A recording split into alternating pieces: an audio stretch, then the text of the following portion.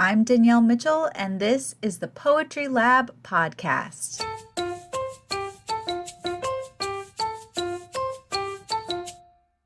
I started the Poetry Lab 10 years ago to help struggling, self-taught writers like me find a place in their community to write, read, learn, and collaborate. As an intersectional feminist, writer, and teaching artist, I help writers tap into their craft with radical self-compassion, unlike anything they've ever seen in the creative writing classroom before. If you're a creative person trying to establish a writing practice in the real world, this podcast is designed to help you carve out the time, the courage, and the inspiration to keep writing your new shit. Are you ready, poet? Let's get into it.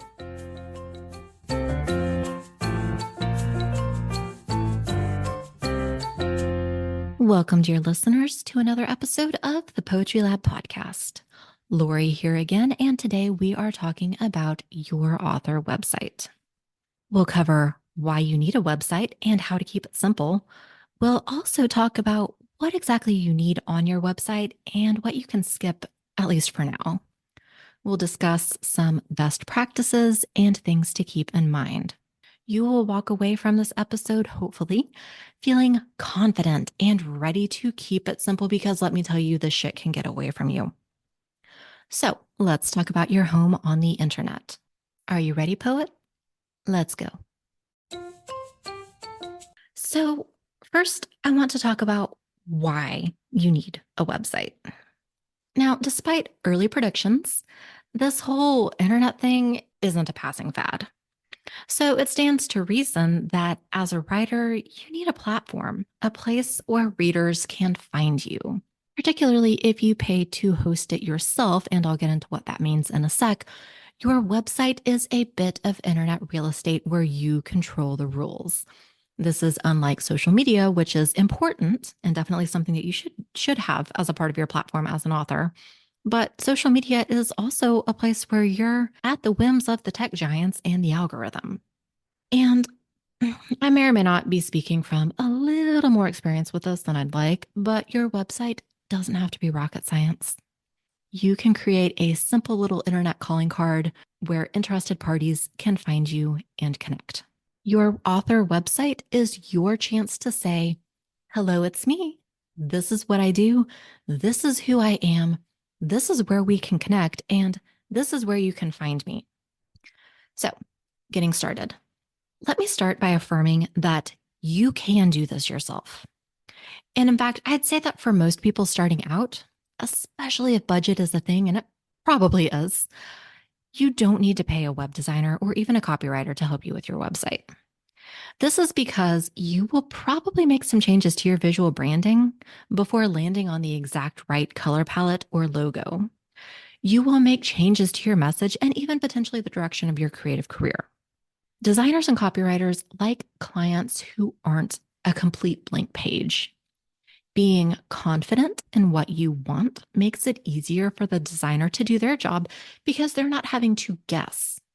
Plus, it'll save you money because you're not paying several $100s minimum for someone to create a website that you're going to want to overhaul again in 6 months.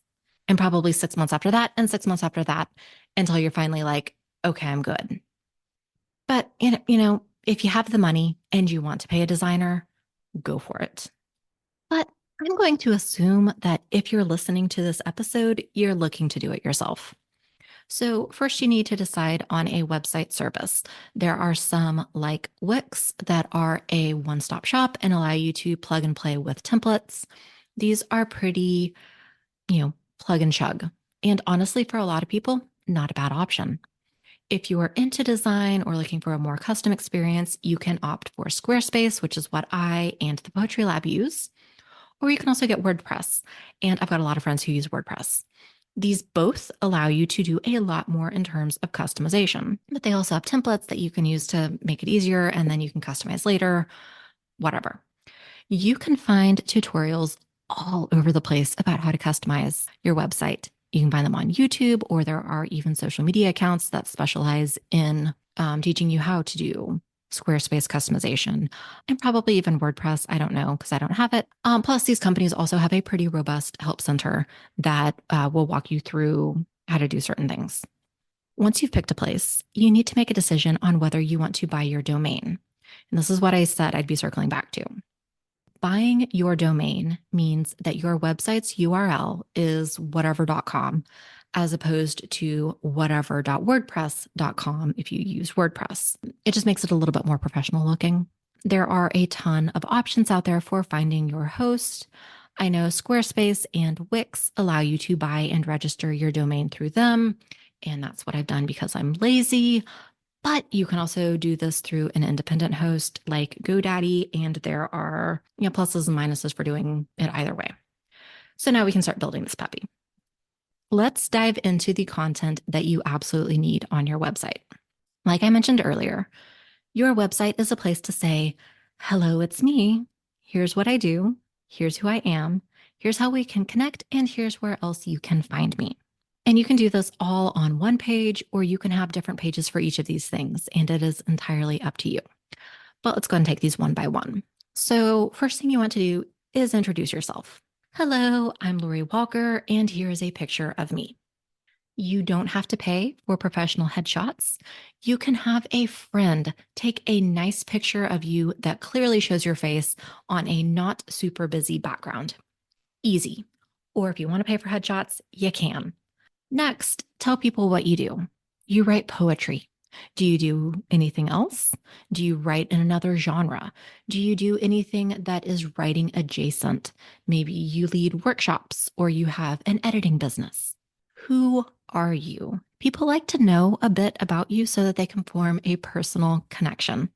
This is a good place to put your bio. Now, I'm not going to walk through how to write an author bio, but you can pull up a few of your favorite writers' websites and see what they've included in their bios and or their About Me pages.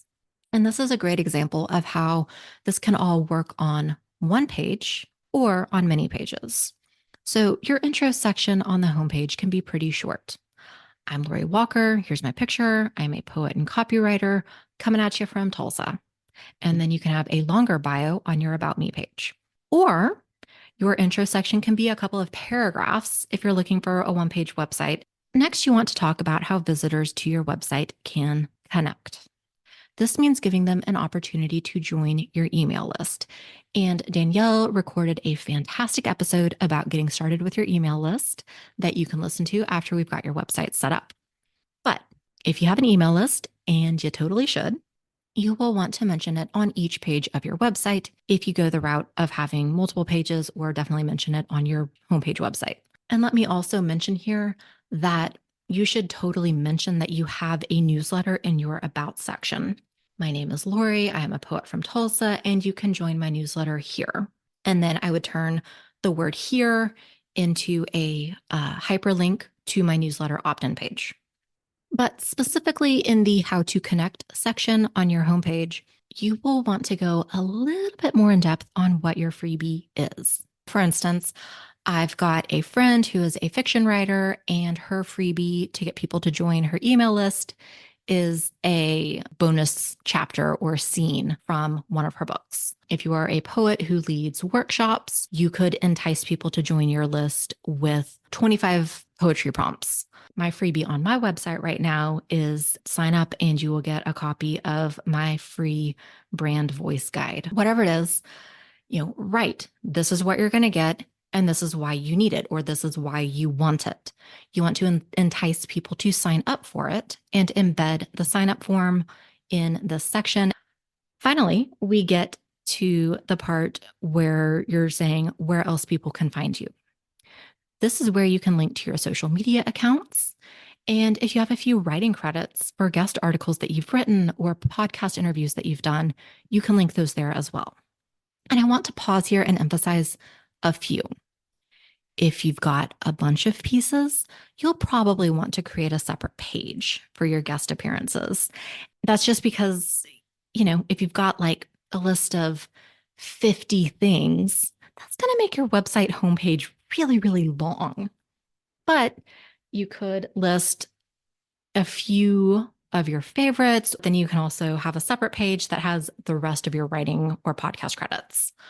And then you can just say, you can see more here and create a link to your other page. That's it. Those are the basics. It really can be that simple. But it doesn't have to be super simple. Simple is just a good place to start. So here are a couple of ideas for things that you can add as your platform grows. You can add a blog. If you're looking to use the power of SEO to make your website more findable, you can start a blog or a podcast. If you have a writing adjacent job like editing or teaching workshops or copywriting, you can have a work with me page or a services page where you talk about the different services that you offer and then give people an opportunity to book a call with you to discuss that further. And in the same vein, you could also have a portfolio page that shows off work that you've done, some of the clients that you've worked with. And I've already mentioned that you can have a page where you link to guest posts that you've written or podcasts that you've appeared on. And then once you begin publishing books or more than one book, you can have a page just books where you list all of your books and then create separate pages for each of those books. And on those pages, you can include a synopsis, you can pull reviews or blurbs, and you can include links to go buy the book. There are a lot of options for pages to add, and you may not need all of them over the course of your creative career. But my best tips here are to look at what other writers are doing. You don't need to copy theirs exactly because you're not in the same place in your career, but it can give you ideas. So steal like an artist and don't let comparison be the thief of joy. Not all of these pages are necessarily going to need a header link. And a header link is a link that shows up at the top of every page of your website that allows you to navigate from one page to another. So for instance, if you have both a services page and a portfolio, you can have services in the header links. And then on your services page, mention, see my portfolio here, and then link to your portfolio. You don't have to have services and portfolio in the header link. But, that's up to you. If you want to have both, go for it. But again, you really can keep it simple. You do not need to add a bunch of extra pages or sections to your website. And also finally, remember that it is not set in stone. Just get your website going and remember that you can update it. So next, I want to talk a little bit about visual branding because I think that this is the part that everyone gets the most excited about. And it's also the part that they spend way too long messing around with, like your fonts and your colors. And visual branding is important because your visual brand should be cohesive across your website, your newsletter, your social media, so that people can recognize you. But because there is no right answer for what your visual brand should look like, you could spend the rest of time looking at color combinations and fonts. So I'm going to give you a couple of bits of advice to make this easier. If you are really attracted to the color green, by all means, use green in your branding. Just Google green color palettes and a bajillion options will pop up that show various shades of green, some neutrals, and some accent colors that actually work together by the laws of color. Boom, easy peasy. Find one you like, click on it, and jot down the hex code. And hex code is a 6-character mix of letters and numbers that are assigned to that unique shade of green or blue or pink or whatever. And whatever service you're using for your website will have an area in the settings where you can populate your custom palette. If you don't know what color you're naturally drawn to, or you're drawn to a bunch of different colors, or you're, just wanting something not different, but, different. And by that, I mean, I wear a lot of black clothes, but I didn't want my color palette for my website to be black. So I wanted something different, not super different. Like I knew I didn't want pink. That would be way different. So I picked something that is like a couple of shades of blue and gray and yellow. And that works for me. Anyway, if you don't know what color you're naturally drawn to, try dipping your toes in color psychology. Read up on what kind of vibe certain colors evoke and pick the one that's right for you. Or if you know that the vibe you're going for is, say, edgy and modern, just Google or go to Pinterest and type edgy and modern in the search bar and see what images come up. What colors do you see over and over again? And that can help you find some ideas. And then you can complete the step above where I say to look for an X color palette and then find those hex codes. Now, if you are prone to overthinking, you can always try to save you from yourself by setting a timer and say, by the time this alarm goes off, I need to be wrapping it up. Because here's the thing, you can always rebrand later. And, I'll say, yeah, rebranding, it can be a pain in the ass. But if you're just starting out, not that many people are going to notice. So to round out this episode, I want to go through a couple of final best practices. First of all, evaluate the readability of your website. Make sure that the fonts are easy to read. And by that, I mean don't have most of your text be a script font. Think about the contrast of the text color and the background. For instance, black text on a white background is much easier to read than yellow text on a white background. Check out what your site looks like on your computer versus on your phone and make sure that they both work. If people can't read your site, they're not going to stick around and get to know you. You can always ask a couple of friends for their opinion on the readability if you don't trust your own judgment. I mean, you know what your site is supposed to look like and what it's supposed to say. So you might not really be able to see how it looks. Kind of like when you're editing, you get to a point where you've read the same words so friggin' many times that you're not even reading them anymore. So ask for some help. Next thing that is important is to make sure that you use images that you own the rights to, like images that you have taken yourself, or make sure that they are royalty-free stock photos. There are plenty of sites that have photos that you can use for free options. I like Unsplash and Pexels, but there are also paid subscriptions such as Adobe Stock or Elevate, which is the one that I use. And I do that because I'm also do like graphic design for some clients. So it's something that I'm using for work. But the important thing to remember is that you shouldn't just go on Pinterest or Google image and crop screenshots of pictures you like. You don't want someone stealing your words, so don't steal someone's pictures. That's it. A quick and dirty guide to getting your author website up and running. It doesn't need to be fancy at first, and it doesn't need to be perfect. It just needs to exist. You can and should come back to it periodically to update it. Add more links as you get more publications. Add a blog or a podcast if you're wanting to start creating some original content. Update your bio as your life changes. For the vast, vast majority of us, 1 million people aren't going to see the first iteration of our website unless you just never update it, which, I've already advised against doing that. I once saw a post on Instagram that said, if you aren't embarrassed by the first thing you put out there, and I think it was a lead magnet they were talking about, but I think it applies far more broadly. Anyway, if you aren't embarrassed by your first attempt, you've waited too long. Don't wait too long. Done is better than perfect. If you liked this episode, please give us a like and a follow and help us spread the word about our podcast by texting the link to a few creative friends.